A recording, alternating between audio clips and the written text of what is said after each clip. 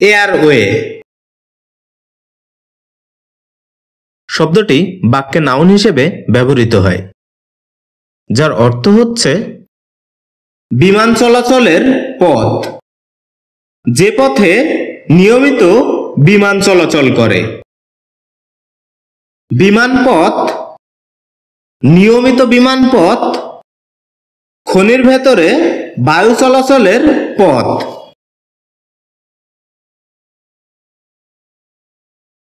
যার উল্লেখযোগ্য সিনোনিমস হচ্ছে এয়ারলাইন ওয়ার্ডটি, যার উদাহরণস্বরূপ আমরা বলতে পারি this is a main airway.